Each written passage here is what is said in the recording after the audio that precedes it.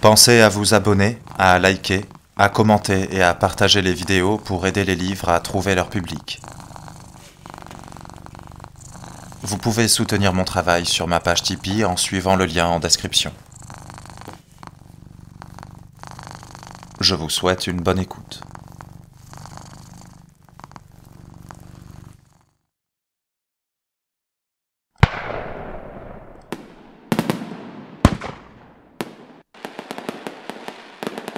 On lui criait quelque chose alors qu'il gravissait l'escalator en courant. Mais Artyom ne se retourna pas une fois. Peut-être hésiterait-on à lui tirer dans le dos, tandis qu'on n'aurait aucun remords à l'abattre de face. Il arriva dans la salle des tourniquets et des caisses, là où il avait choisi un chemin vers le théâtre. Il entendait des détonations sourdes sous ses pieds, comme si, à des profondeurs bien plus grandes que celles du métro, la terre creusée par les hommes se mettait à bouillir, comme si la lave dévorait sa mince croûte pour engloutir stations et tunnels. Une guerre se déroulait à Teatralnaïa, une guerre dont il avait donné le coup d'envoi. Peut-être qu'à cet instant même mourait l'imbécile de metteur en scène, et sa catin d'étoiles. Et lui, Artyom, s'en sortait vivant. Une fois de plus. Alors qu'il aurait dû partir, vider les lieux tant que la guerre se cantonnait en bas, tant qu'elle ne débordait pas des cratères des escalators pour venir les bouillanter dans cette salle, il s'assit sur les marches glaciales et ne bougea plus. Il était incapable d'aller plus loin. Il fallait laisser passer un peu de temps. Après Umbar, après l'opération clandestine, après Svinolup, après les condamnés à mort, après Umbar de nouveau. Il voulait simplement rester là, assis sur la pierre froide, à écouter ce qui se passait en bas, au loin, qui ne le concernait plus. Il se rappela les menottes et joua de la clé avant de les arracher. Il fut pris de tremblements qui s'estompèrent peu à peu. Il dépassa les tourniquets, monta vers la sortie, poussa la porte. Ce fut seulement lorsque le vent lui caressa la poitrine, les jambes et les joues, qu'il comprit qu'il était monté sans sa tenue. Il était à la surface sans protection. C'était interdit. Interdit. Il avait déjà respiré suffisamment de saloperies. Il fit le tour du bâtiment en escomptant retrouver le véritable Fyodor Kolesnikov. La dernière fois qu'il l'avait vu, il restait encore à Fyodor beaucoup d'équipements utiles, à commencer par sa tenue de protection. Mais à l'endroit où était assis Fyodor, il n'y avait plus personne. Quelqu'un l'avait emporté avec tout son équipement. Artyom, lui, se tenait à la surface du monde, en pantalon et en blouson, nu en somme, sans carapace. Alors il se mit en route nu. C'était une sensation singulière. À quand remonter la dernière fois où il s'était retrouvé dehors sans sa combinaison de protection? Il devait avoir 4 ans. C'était le jour où sa mère avait réussi à gagner le métro en le portant dans ses bras. Il n'avait aucun souvenir de ce jour. En revanche, il se rappelait un autre. La glace, les canards sur l'étang, l'asphalte couvert de dessins à la craie. Était-ce ainsi ou d'une autre manière que la brise de mai lui avait soufflé à la figure, l'avait chatouillé derrière les genoux? Et voilà que le vent se levait de nouveau. Il descendait des cieux vers Artyom, courait en chantant dans les ruelles dissimulées derrière les façades somptueuses, venait à sa rencontre, lui enveloppait le visage. Qu'apportait-il dans son sillage? Un objet lourd glissa dans son pantalon, en lui éraflant la cuisse et le mollet, se prit dans le tissu, resta collé à lui comme un parasite à son hôte, puis tomba avec un bruit métallique sur les pavés. Le revolver noir. Artyom se pencha, le ramassa, l'examina sous toutes les coutures, le palpa. C'était une arme étrange, qu'on eût dite faite en matière aimantée, tant on avait du mal à la lâcher. Pourtant son contact était douloureux. Il prit de l'élan et la lança en direction du Kremlin. Ce ne fut qu'à cet instant qu'il se sentit libéré d'un poids, qu'il commença à redevenir maître de lui-même. Il se mit à frissonner. Il devait courir aussi vite que possible, en rasant les façades des immeubles, au restaurant, celui où l'un des 4 stalkers, le plus futé, qui avait décidé de quitter la rue principale, s'était réfugié sous une table, pour échapper à ses poursuivants. Il devait ensuite déshabiller à la hâte sa dépouille boursouflée, enfiler sa combinaison déformée, respirer l'air qu'il n'avait pas fini de respirer, et regarder la rue Tverskaya à travers les oculaires de son masque à gaz. Il le fallait pour survivre une fois de plus. Pour vivre. Pourtant, Artyom était incapable de se résoudre à regarder la ville à travers un verre sale, ni à respirer la poussière à travers des filtres encrassés. Il ne s'en sentait pas le droit.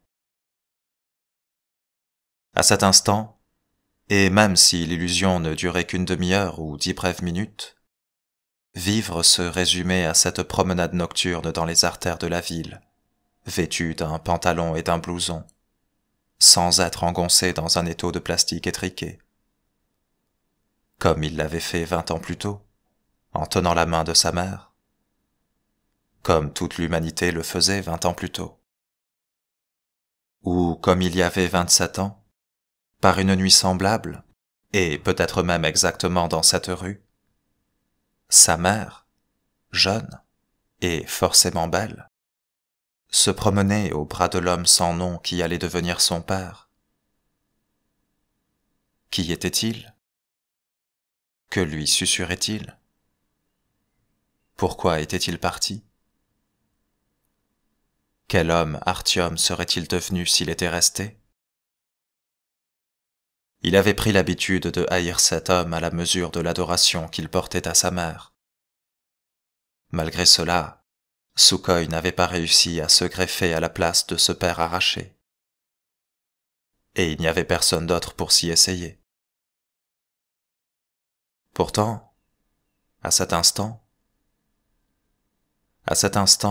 Artyom était capable de l'imaginer marchant à côté de sa mère, un bras passé autour de son épaule, bavardant de tout et de rien. Il respirait alors comme Artyom respirait aujourd'hui, pas à travers une trompe en accordéon, ni même seulement par le nez, mais par tous les pores de sa peau. Et il écoutait cette jeune femme par tout son être, comme cela se passait au tout début d'une relation, lorsque 2 êtres se rapprochaient à tâtons. Artyom prit soudain conscience que son père et sa mère avaient été des êtres vivants, aussi vivants que lui l'était à cet instant. Et à cet instant précis, il se sentait infiniment vivant. Il aurait dû mourir quelques minutes plus tôt. Il avait même vu la balle à qui l'on avait confié la mission de rompre le fil de son existence, ainsi que la mort d'un autre, qui l'avait éclaboussé de plein fouet, qui avait réaffirmé que les gens pouvaient mourir de façon inopinée, brutale, instantanée, bête et vide de sens. Pourtant il était vivant, et jamais il ne s'était senti plus vivant et plus réel qu'à ce moment précis. Quelque chose se desserrait en lui, comme si son cœur avait été contracté jusqu'à cette seconde comme un poing fermé, qui s'ouvrait peu à peu et relâchait son étreinte. Un sentiment de libération le gagnait petit à petit. Il avait été capable d'imaginer son père en train de marcher à côté de sa mère, et il ne voulait pas intervenir, s'immiscer entre eux, le forcer à s'éloigner d'elle. Qu'ils marchent donc tous les deux en ce lieu, 27 ans plus tôt. Qu'ils respirent l'air frais comme ils le faisaient à cet instant. Qu'ils soient heureux d'être l'un avec l'autre tant qu'ils le pouvaient. Et que lui vienne au monde, ici, à la surface. Comme si là-bas, sous la terre, tout n'avait été qu'un long rêve délirant qui emprisonnait, engluait tous ceux qui s'y plongeaient, et que la réalité ne commençait qu'ici, et maintenant. Il crut ce que lui avait soufflé le vent. Plus loin, devant lui, l'attendait quelque chose d'étonnant. Les épisodes les plus remarquables de sa vie appartenaient à l'avenir. Artyom dépassa l'entrée de la station Tverskaya et poursuivit son chemin. Il marchait, insouciant, au beau milieu de la rue, entre Charybde et Silla, le palais du Kremlin et le siège de la Douma. Que quelque chose pût surgir de nulle part et le dévorer ne l'inquiétait guère. Il se promenait tout simplement. Il avait chassé de son esprit ce qu'il avait poursuivi lors de sa précédente sortie. Il avait connu un miracle, on l'avait épargné, et on l'épargnerait cette fois encore. Le terminus d'Artyom ne se trouvait sans doute pas à Teatralnaya. Là n'était pas sa destination finale. Les bâtiments gouvernementaux, pompeux, construits pour défier le temps, ne ressemblaient plus à des mausolées de granit. Le vent en avait chassé l'esprit sépulcral. Il n'évoquait plus l'effroi, mais la pitié. Les voilà dressés dans la nuit, déserts, à regretter d'avoir survécu à ceux pour qui ils avaient été érigés, comme des vieillards qui pleureraient la perte de leurs enfants. Quelque chose lui lécha le bras. Puis cela recommença. Puis lui lécha le nez. La pluie. Une pluie commençait à tomber. Elle était aussi traîtresse et empoisonnée que l'air. Au goût, c'était de l'eau, mais l'air aussi semblait porter la vie. Et combien en étaient morts? Sous une telle pluie, il ne faisait pas bon marcher sans protection. Pourtant Artyom le faisait, et en éprouvait un plaisir diffus incompréhensible. Il ralentit même le pas avec l'envie d'être trempé jusqu'aux os. La pluie. Artyom s'arrêta, renversa la tête, et lui offrit son visage. Soudain, il eut une vision. Des rues où déambulaient sans hâte des géants, étonnants, aux vêtements clairs et colorés. Des avions aux formes arrondies, qui volaient bas, en rasant les toits des immeubles. Non pas des avions traditionnels, mais des machines tout droit sorties de l'imagination de quelqu'un. À la place des excroissances plates en aluminium dont ces engins se servaient pour s'accrocher au ciel, celles-là avaient des ailes de libellules transparentes qui battaient à toute vitesse. Et au lieu de foncer, elles flottaient dans les airs. Les voitures n'étaient pas ces boîtes de conserve rouillées où les cadavres s'entassaient comme des sardines, ni même ce qu'elles avaient été dans le monde d'avant, mais de petits wagons, comme des rames de métro miniatures ne comptant que 4 places. Dans ce monde surréel, la pluie tombait également, tiède et douce. D'où cette vision lui venait-elle? Était-ce un souvenir? Non, Ce monde-là n'avait jamais existé. De quoi s'agissait-il alors? Artyom sentit un poids lui écraser la poitrine. Il essuya les gouttes qui ruisselaient sur son visage. En avait-il rêvé? Cela ressemblait à un éclat de rêve échappé vers le monde extérieur et qui provoquait l'inflammation des tissus qu'il traversait. Qu'était-ce? À qui cela appartenait-il? Artyom se figea pour ne pas chasser une pensée fugace. Ce n'étaient pas ses rêves. À quoi lui servirait-il? Quel être humain pouvait rêver de ça? Sa mère? Non. Non, il y avait autre chose. Il passa la Kalachnikov sur son épaule, tendit ses mains en coupelle vers les nuages qui pleuraient. Il se lava les yeux avec le poison recueilli, pour brouiller sa vision et aiguiser ses perceptions intérieures. Non. Impossible de se rappeler quoi que ce fût. C'était étrange.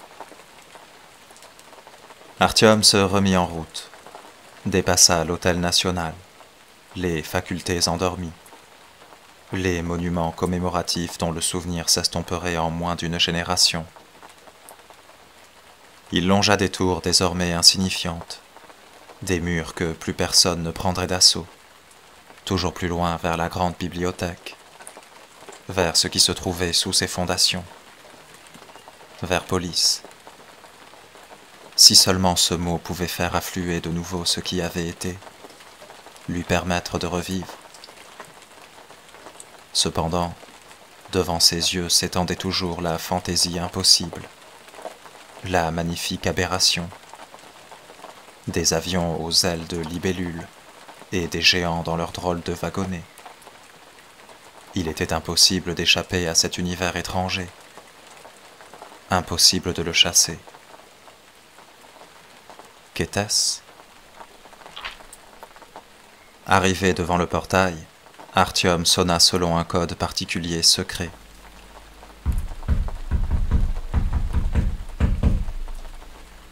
Ainsi s'annonçaient les stalkers dont on avait loué les services pour piller la grande bibliothèque. Parfois, les hommes qui se tenaient là sonnaient de la main gauche, la droite occupée à maintenir en place leurs viseurs. Parfois, seul un membre du groupe était en mesure d'annoncer le retour, après avoir tiré devant les vantaux ses camarades encore blessés, ou déjà morts, pendant le trajet du retour. Parfois, il leur restait juste assez de sang et de force pour ce signal unique et singulier. Aussi, ceux de la Borovitskaya qui connaissaient ce code ouvraient aussitôt. On ouvrit aussi à Artyom. Même les hommes en faction à l'intérieur, ceux qui étaient chargés de l'ouverture des vantaux hermétiques et ne passaient qu'une minute dans le vestibule de la station, étaient engoncés dans des tenues de protection. Ils connaissaient les risques. Aussi regarda-t-on Artyom, détrempé par la pluie, vêtu d'un simple pantalon et d'un blouson qui lui collait à la peau, comme un monstre, comme un sauvage, comme un suicidé. On le mit en joue, on le fouilla et on confisqua sa Kalachnikov. Puis on apporta un dosimètre qui se mit à crépiter frénétiquement. Artyom restait immobile, les bras levés, et leur souriait. « Sais-tu parler » lui demanda-t-on. Il trouva des yeux l'homme qui le questionnait, un éléphanteau au hublot embué par la surprise. « Peux-tu parler » répéta l'éléphanteau. Artyom eut envie de rire, mais il se mordit la joue. Ces hommes étaient nerveux. Il devait en voir de toutes les couleurs. « Appelez Melnik, Arbatskaya. Dites-lui que c'est Artyom. »« As-tu des papiers ? Parlez à Melnik. Dites-lui que c'est son Artyom. Il comprendra. » Ces sentinelles connaissaient Melnik, comme tout le monde dans cette station. On le conduisit à l'intérieur en gardant ses distances, comme avec un pestiféré. On le passa sous un jet de canon à eau, pour le nettoyer tant bien que mal. On prit ses vêtements, puis on quitta les combinaisons de protection à son tour. Il descendit nu jusqu'au poste de garde, où on lui fournit un uniforme, avant d'appeler Arbatskaya sans le quitter des yeux. « Ah, mais ça schlingue chez vous, dites-moi » fit Artyom. « Va te gratter. Ça sent normalement ici » marmonna un des hommes qui l'avait accueilli. « Ça, c'est certain » lui répondit Artyom avec un sourire. « Mais t'es bourré ou quoi ?» Celui qui tenait le combiné se tourna vers lui avec un air dubitatif. Fallait-il croire le nouveau venu? Était-ce la peine de déranger Melnik? N'était-il pas préférable de placer Artyom en détention, jusqu'à ce que quelqu'un eût le temps de s'occuper de lui? Mais on décrochait déjà à l'autre bout du fil. « Oui, le colonel Melnik, je vous prie. Poste de garde Port-Haut. Je sais qu'il est tard. »« Non. C'est urgent. » Exactement comme l'autre fois, pensa Artyom. Comme au jour de leur première rencontre. Alors qu'il se rendait à Police pour prévenir de l'effroyable menace des Noirs, une menace qui pesait non seulement sur VDNKH, mais sur le métro tout entier, sur l'humanité. Quel imbécile il avait fait. Ce jour-là aussi, il cherchait Melnik. Ce jour-là aussi, il était entré par le poste de bord. Il avait la singulière impression que cela s'était passé la veille, et plus d'un siècle auparavant. Pendant les 2 ans et demi qui venaient de s'écouler, il avait vécu davantage que durant les 24 années qui avaient précédé. « Melnik !» croassa-t-on dans le combiné. Son insouciance le quitta aussitôt. Un étau lui enserra la tête. Son estomac se noua. Et si Melnik décidait de faire mine de ne pas le connaître? « Nous avons un original. Il est arrivé nu de la surface. Enfin, sans tenue, quoi. »« Oui. Il dit s'appeler Artyom. Juste Artyom. »« Oui, votre Artyom. Enfin, dans le sens de votre ami Artyom, colonel. C'est ce qu'il a dit. » Les croassements cessèrent, et le silence se fit à l'autre extrémité de la ligne. Que se passerait-il si le colonel refusait de le recevoir? Après tout, il ne l'avait pas convoqué. Il n'avait même pas cherché à prendre des nouvelles de sa fille. Artyom n'avait rien à attendre de lui. « Je suis occupé !» finit-on par lâcher au bout du fil. « Est-ce que je peux lui parler ?» demanda Artyom à bout de nerfs. La sentinelle lui tendit le combiné à contre-cœur. « Sviatoslav Konstantinovitch, c'est Artyom, le mari d'Anna. »« Artyom !» répéta une voix rouillée, brisée. « Qu'est-ce que tu fais là ?»« Dites-leur de me laisser entrer, Sviatoslav Konstantinovitch. Je suis sans combinaison et sans papier. »« J'ai une situation de crise à gérer. J'ai pas le temps de parler. Je dois y aller. » Le vide envahit le combiné. Les gardes, tout comme Artyom, tendaient l'oreille. Mais le silence bruissait dans le bureau de Melnik. Le même silence que celui de 2 années qui venaient de s'écouler. Le colonel ne voulait pas lui parler. L'officier fit signe à Artyom de lui rendre le combiné. Les ténèbres se frayèrent un chemin jusqu'au poste de garde. « Votre situation d'urgence, elle est à Teatralnaya, n'est-ce pas ?» demanda Artyom. Son interlocuteur sortit de sa torpeur à contre-cœur. « Comment ça, Teatralnaya ? Il vient d'y avoir une explosion à Okotny, Riyad. C'est une station de police. Il faut tirer au clair ce qui... Okotny, Riyad, c'est de la broutille. J'en arrive à l'instant. »« Mais qu'est-ce que tu y foutais ?»« Et vous ? Vous ne savez rien pour ce qui est de Teatralnaya ? Au sujet de l'invasion ? On vous a pas encore prévenu ? » ?»« Quelle invasion ? Mais qu'est-ce que tu racontes ? » ?»« Ordonnez-leur de me laisser entrer. Je dirai rien par téléphone. Seulement entre 4 yeux avec vous. » Il y eut un bruit sourd.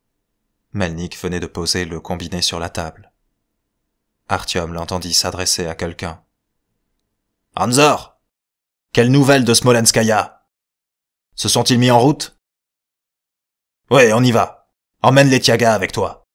Nous partons dans 1 minute. » Artyom s'accrocha au plastique brûlant. « D'accord, d'accord. Passe-moi l'officier. À la bibliothèque dans 10 minutes. »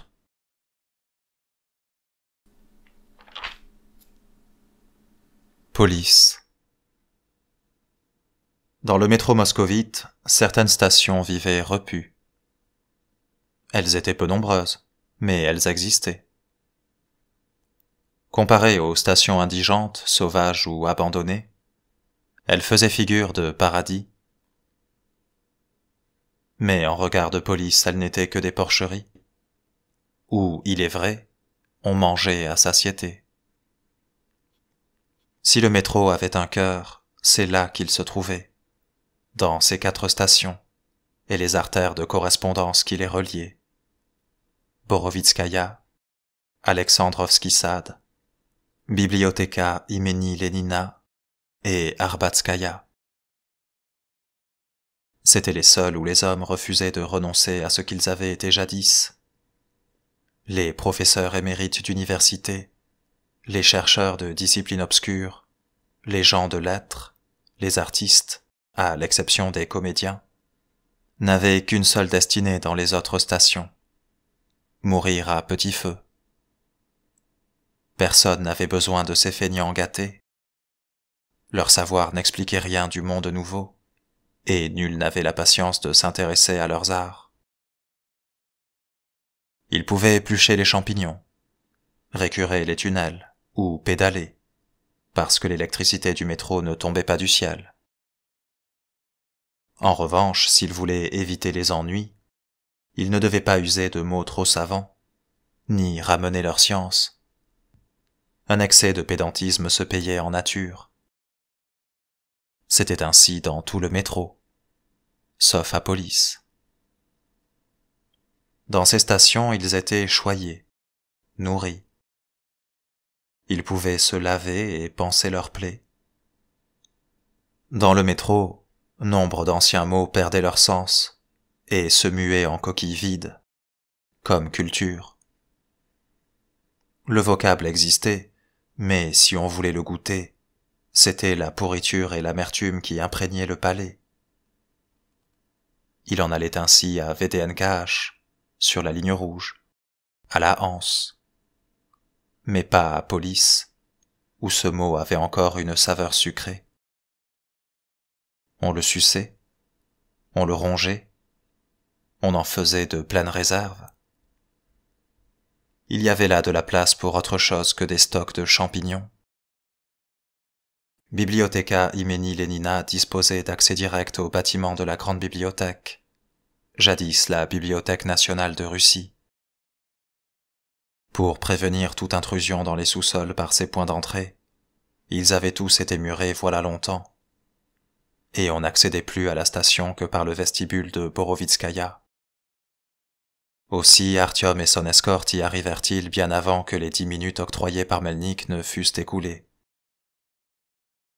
La station avait une apparence surannée, comme si les bâtisseurs du métro ne l'avaient pas construite, mais qu'ils avaient découvert un antique mausolée, en creusant leur tunnel, et qu'ils l'avaient adapté à leurs besoins.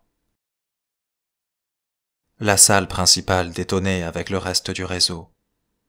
Son haut plafond et ses larges voûtes contenaient trop d'air pour les passagers du métropolitain. Tout cela avait été érigé sans crainte que l'épaisseur de glaise ne vînt écraser ses arches, ni ne les réduise à néant. Presque toutes les nouvelles stations étaient cachées dans d'étroits tunnels bas de plafond, caparaçonnés de tubulures, pour que le poids de la terre ne leur brisât pas la colonne vertébrale, pour que des bombardements n'eussent aucune prise sur elles. Mais ici, en construisant, on avait tenu compte de l'esthétique, de la beauté, comme si elle pouvait sauver le monde. La station brillait de 1000 feux. Toutes les lampes étaient allumées jusqu'à la dernière, des sphères blanches suspendues sous un plafond haut d'une dizaine de mètres. La dépense était faramineuse, un banquet par temps de peste. Pourtant, on y consentait de bon cœur. Toute la magie de police consistait à donner l'impression aux nouveaux venus qu'il était retourné l'espace d'un jour ou d'une heure dans le monde d'autrefois, celui qui avait sombré dans les ténèbres. Artyom, comme tout le monde, ferma les paupières et y crut pendant une seconde. Puis, devant ses yeux, surgit une fois de plus l'image venue des rêves d'un autre, de cette ville qui n'avait jamais été. Une image qu'un interrupteur mystérieux avait déclenchée. Mais il la chassa. Il chassa les avions aux ailes de libellule. Cela suffisait. La station était en émoi. Des vieillards négligés et de vieilles femmes aux lunettes épaisses comme des loupes. Des étudiants quadragénaires de facultés défuntes. Des artistes efféminés. Des brahmanes vêtus de leurs longues robes, portant des livres sous le bras. Toute cette intelligence mourante se pressait, inquiète, le long des voies. Le cou dévissé vers le carré noir du tunnel qui conduisait à Okotny Riyad. Pourtant, tous ces braves gens auraient dû être déjà couchés. L'horloge affichait minuit passé. Le carré fumait. Sur les voies, à l'orée de la lumière, se tenaient les factionnaires de la ligne rouge, dont le territoire s'arrêtait à l'entrée de la station et reprenait aussitôt après. Tous les tronçons de voie lui appartenaient. Quant à la salle et au couloir de correspondance, le comité central les avait changés contre Plochtchad Revolutsi, après la guerre avec la Hanse. « Que se passe-t-il? Un problème sur votre territoire ?» demandaient les badauds aux militaires. « On dirait qu'il y a eu une explosion, non? Avez-vous été victime d'une action terroriste? »« Il n'y a pas eu d'explosion. Tout est normal. Vous avez eu une hallucination. » mentaient les sentinelles malgré la fumée qui s'échappait du tunnel et leur envahissait les poumons, entrecoupant leurs mensonges de quinte de toux. L'insurrection a sans doute commencé. Enfin leur peuple sera libre, affirma un binoclard à un autre, en cessant d'importuner les gardes-frontières. Il est de notre devoir de les soutenir, s'exclama une femme en jupe bariolée, nouée négligemment autour de ses larges hanches. Je vais de ce pas confectionner une banderole de solidarité. Voulez-vous vous joindre à moi, Zakhar? Je savais que ça arriverait. Mais aussi vite. La patience de l'homme russe a atteint ses limites, criait un vieillard à la barbe fournie, en agitant l'index. Ah, ben voilà votre égalité. Voilà votre fraternité. Vous voyez, c'est pas un hasard que la première étincelle parte d'Okotny Riyad. C'est grâce à notre proximité. La proximité de police. La force tranquille est en marche, si je peux m'exprimer ainsi. C'est notre présence, notre influence culturelle, notre exemple. Nul ne peut enchaîner les valeurs démocratiques. Quant à notre esprit de liberté... je vous prie de m'excuser pour le pathos. Je pense que nous devons leur tendre la main. Ouvrir la frontière aux réfugiés. Organiser une distribution de vivres. Lança une femme aux cheveux crêpés et au décolleté dramatique. J'ai entendu dire qu'ils crèvent de faim là-bas. C'est effroyable. Je vais aller chercher des biscuits à la maison, on sait jamais. Comme j'étais bien inspiré hier en cuisinant. Il n'y aura pas de réfugiés, leur dit Artyom. Il n'y aura pas non plus d'insurrection. Ça va fumer un peu et tout reviendra à la normale. D'où te vient une telle certitude? Lui demanda-t-on, vexé. Artyom haussa les épaules. Comment leur expliquer? Mais on l'avait déjà oublié. Tout comme on s'était détourné de la gueule du tunnel pour fixer une passerelle qui s'élançait vers le plafond, au-dessus d'une des voies.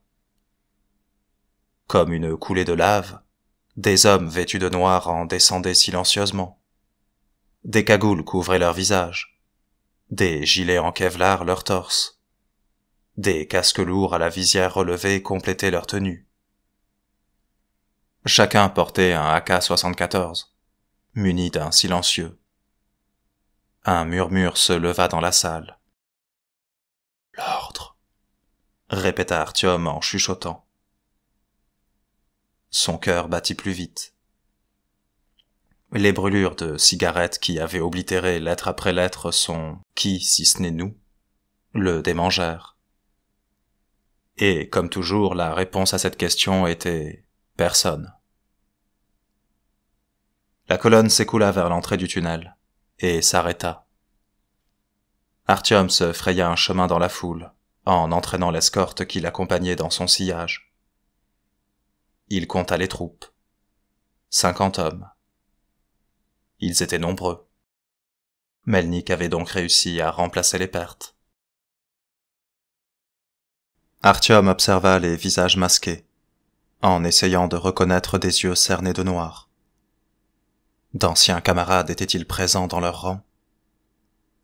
Il avait entendu le nom de Letiaga, mais Sam, Stepan, Timour, Niaz. Personne ne semblait le remarquer. Tous avaient les yeux rivés sur le tunnel. Melnik n'avait tout de même pas remplacé tout le monde. Certains étaient irremplaçables. Le colonel brillait par son absence. Le détachement devait venir de Smolenskaya, la station qui servait de quartier général à l'ordre. Melnik vivait ailleurs, à Arbatskaya. On n'attendait plus que lui. Les 10 minutes que Melnik s'était imparti à lui-même s'écoulèrent, puis 15, puis 20. Une vague parcourut la colonne. On basculait son poids d'un pied sur l'autre. On s'étirait le dos. C'étaient des hommes, après tout, pas des automates. Il apparut enfin. Un garde descendit le fauteuil roulant. 2 autres, des armoires à glace, portèrent le colonel. Ils l'installèrent sur son siège, corrigèrent sa posture, et le firent rouler vers le rassemblement. Ses épaules larges étaient recouvertes d'un caban, de manière presque naturelle, comme s'il avait froid. Mais seul un bras était posé sur ses genoux osseux, le gauche.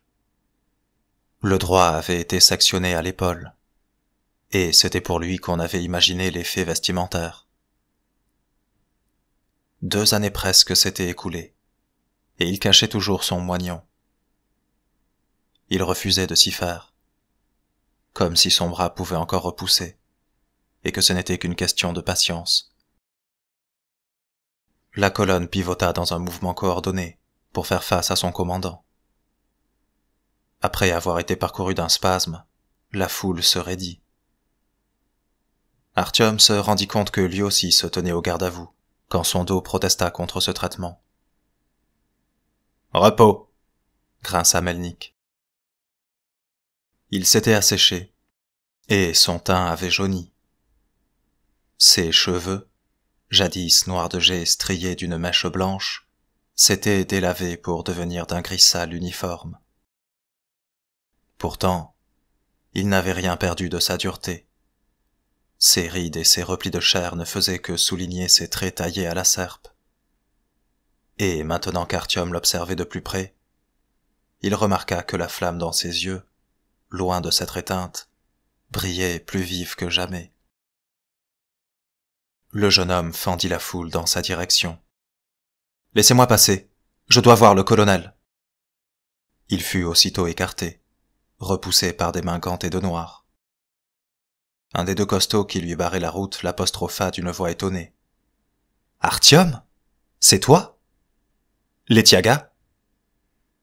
Ils n'osèrent pas se donner l'accolade, mais échangèrent un clin d'œil. Letiaga frappa de la main une broderie sur l'épaule de son blouson. A2RH. Groupe sanguin A Rhésus négatif. Le même que celui d'Artyom. Melnik coula un regard par-dessus son épaule, et le reconnut également. « Laissez-le passer. »« Mon colonel » dit Artyom par réflexe, alors que sa main volait vers sa tempe. « Ne salue pas sans couvre-chef » lâcha Melnik. « C'est vrai » répondit Artyom en souriant. Un sourire que Melnik ne lui rendit pas. « Au rapport. Que se passe-t-il? Un attentat? Une diversion ?»« Ce n'est pas important. À Teatralnaïa, je t'interroge à propos de Kotny Riyad. »« C'est à Teatralnaïa que tout se joue, Sviatoslav Konstantinovitch. Les fascistes ont lancé l'offensive. Ils veulent annexer la station. Quant aux explosions, il n'y en a pas une, mais 3. Elles visent à couper les accès à la ligne rouge, pour prévenir l'arrivée de renforts. Comment sais-tu tout ça? Comment es-tu au courant pour les fascistes? J'étais à Teatralnaïa. Anzor. Melnik fit un geste de la main à son adjudant. Son caban glissa sur le côté et échut sur le granit. Des soupirs s'élevèrent de la foule. On désigna le moignon, qu'on commenta avec intérêt. « Virez-moi cela !» lâcha Melnik avec irritation, en désignant la foule du menton.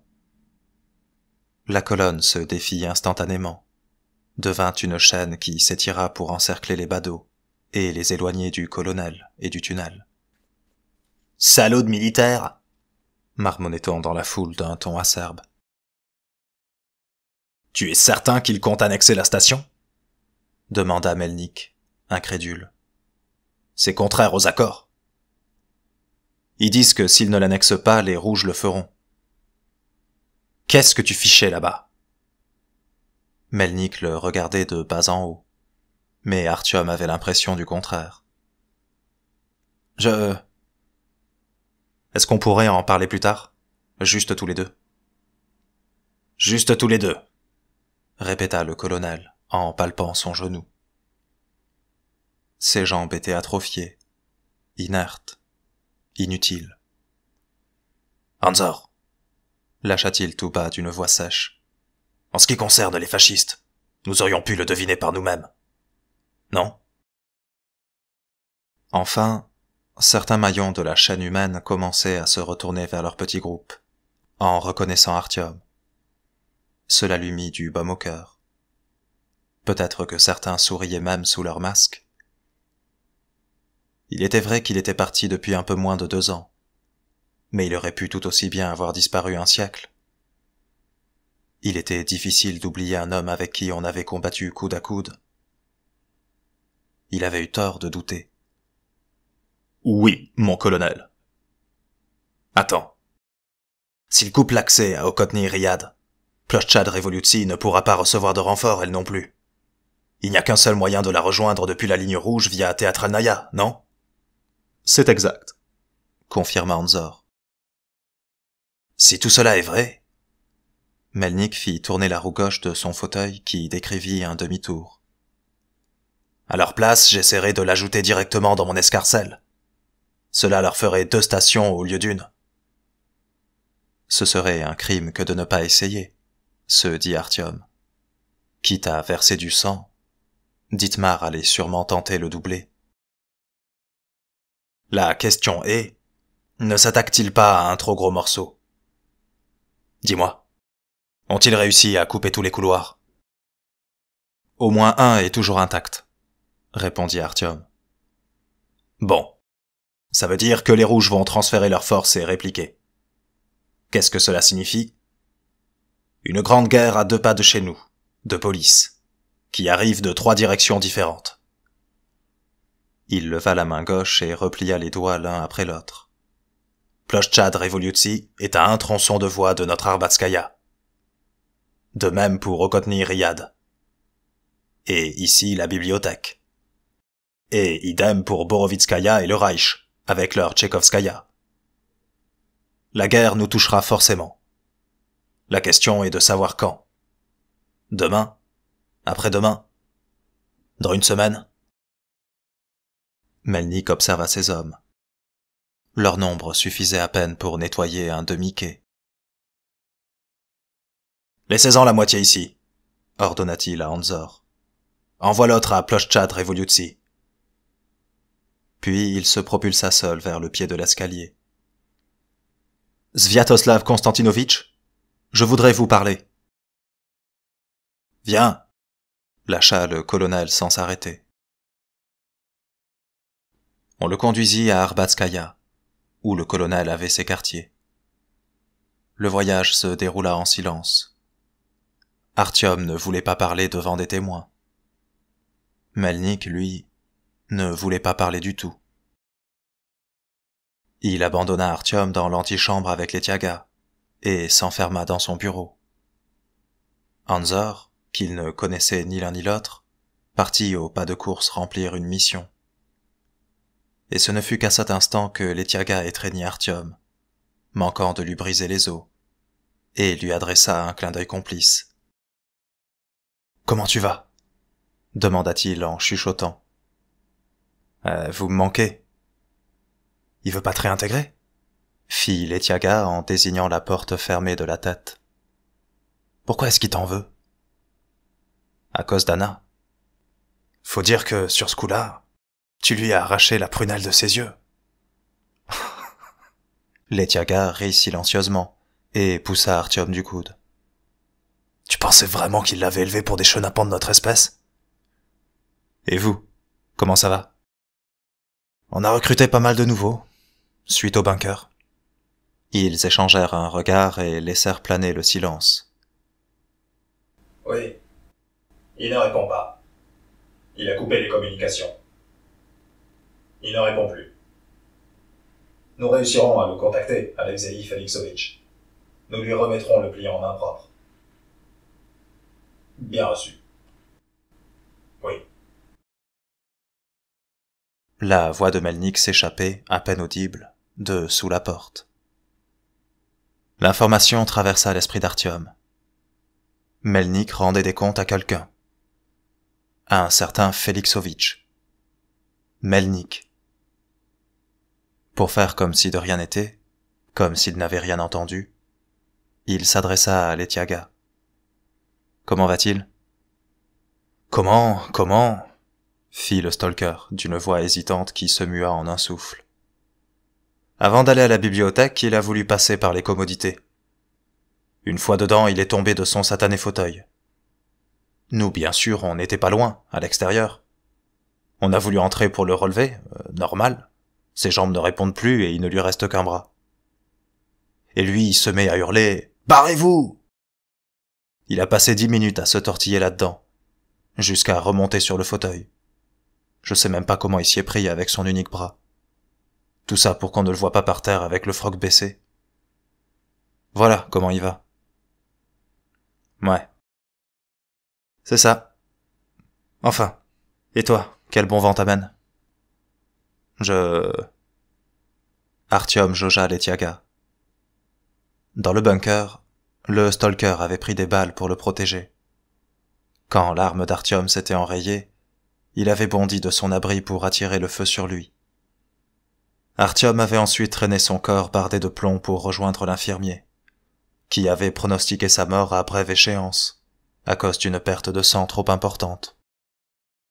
Mais Artyom avait le même groupe sanguin que son camarade, si bien qu'1,5 litre fut transfusé sur le champ. Ce 1,5 litre avait suffi à Letiaga pour s'en tirer. On avait ensuite extrait le plomb ratatiné de sa carcasse. Toutes les balles s'étaient déformées en percutant ses muscles d'acier. Depuis ce jour, 1,5 litre du sang d'Artyom circulait dans l'organisme du stalker, qui comptait bien le rendre un jour jusqu'à la dernière goutte à son propriétaire légitime. Je cherchais un opérateur radio, à Teatralnaya. « Quel opérateur ?» demanda Letiaga.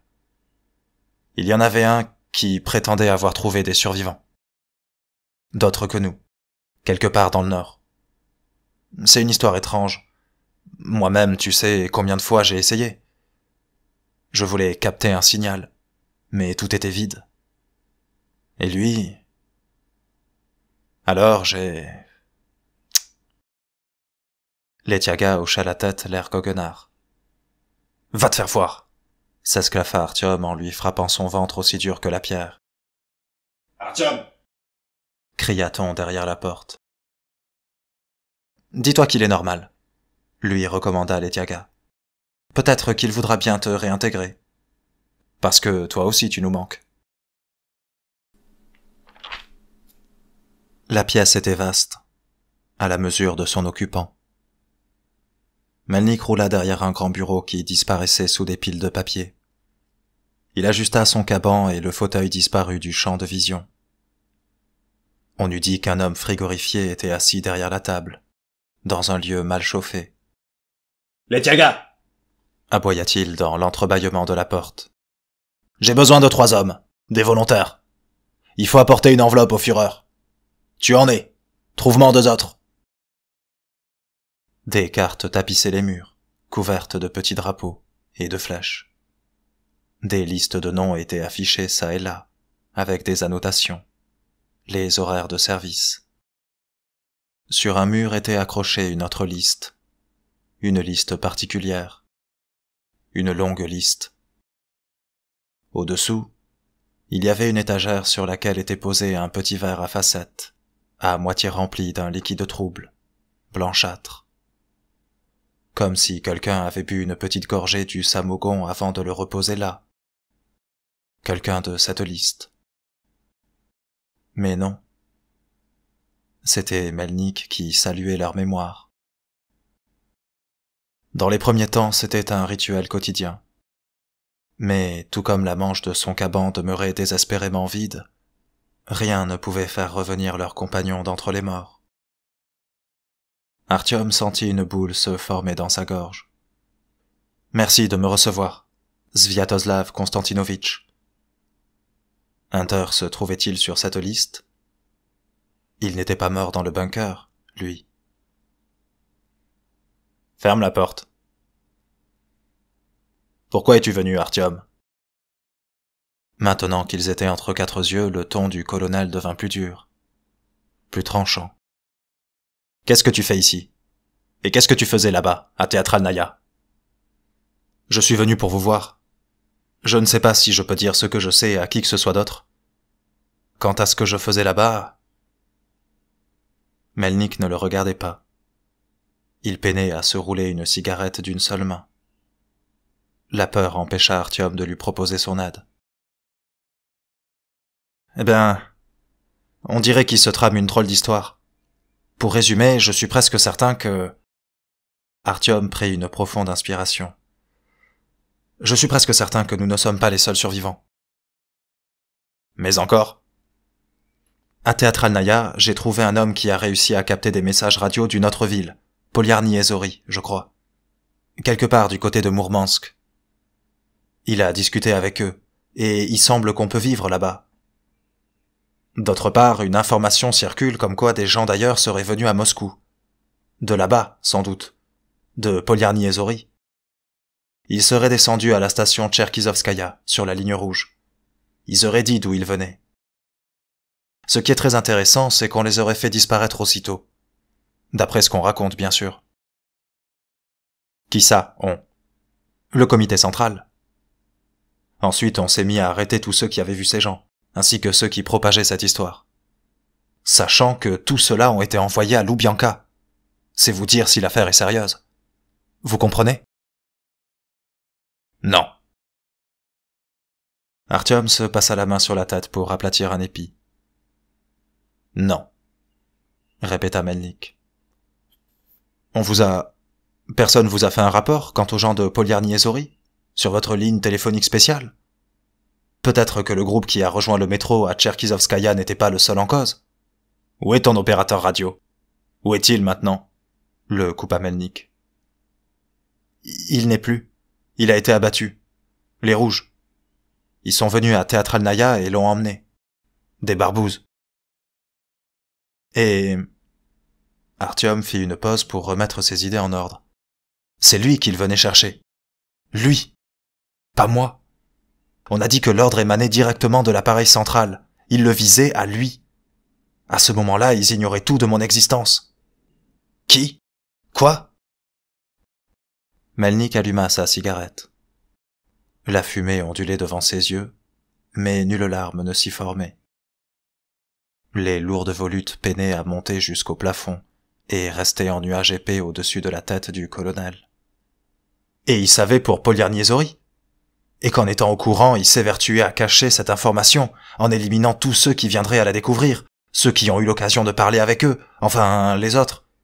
Il les cherche, les trouve, et... Alors écoute-moi bien, dit Melnik en chassant la fumée, pour remplir aussitôt l'espace vacant par une autre bouffée. La ligne rouge m'intéresse beaucoup en ce moment, parce que les rouges sont à deux doigts, si ce n'est pas déjà fait, de se jeter à la gorge du Reich. Est-ce que tu peux imaginer ce qui va se passer ? Tout le métro sera entraîné dans cette théâtralnaïa, comme dans un hachoir à viande. C'est à ça que je dois penser. Moi, le commandant de l'ordre, je dois trouver un moyen d'empêcher ces chiens galeux de s'entretuer, de protéger Police de leur appétit, de protéger toute notre intelligentsia binoclard en peignoir. Et, par la même occasion... Il fit le geste de relever le menton comme pour désigner, au-dessus de la station Arbatskaya, la masse blanche du quartier général des forces armées de la Fédération de Russie, qui écrasait les ruines de la ville. Et, par la même occasion, tous ces retraités convaincus qu'ils sont les vainqueurs de la dernière guerre et les seuls protecteurs de notre patrie. Toute cette cour des miracles. Tout notre métro. Je dois me battre contre le Reich et contre la ligne rouge. Est-ce que tu sais combien d'hommes compte la Légion de Fer et l'armée rouge? Et moi, tu sais combien j'en ai? 108 soldats, en comptant les ordonnances. Je suis prêt. Permettez-moi de reprendre le service. C'est moi qui suis pas prêt, Artyom. À quoi me servirait un homme qui déambule en chemise sous la pluie? À quoi me servirait un homme qui découvre des complots fantasmés? Sais-tu si quelqu'un a réussi à joindre les Martiens? Sviatoslav Konstantinovitch. Ou peut-être des Noirs, hein? Vous vous en fichez vraiment? Explosa Artyom. Vous et vos agitations souterraines. Cette blague! Des salopards vont se bouffer la gueule avec d'autres salopards quoi que vous fassiez. Ils n'ont pas assez d'espace ici. Pas assez d'eau, pas assez d'air, pas assez de champignons. Vous ne l'arrêterez pas.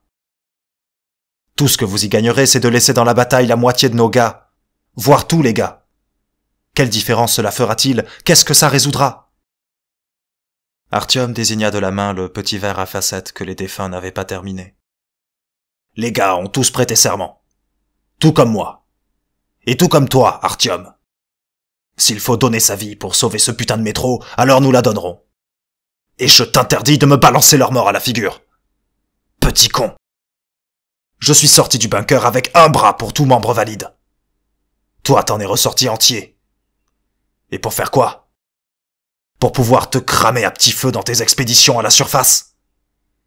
Est-ce que tu as pensé aux enfants? À ce que tu allais engendrer après ta petite promenade sous la pluie? À ce à quoi ma fille allait donner naissance? Oui, j'y ai pensé. Mon cul que t'y as pensé.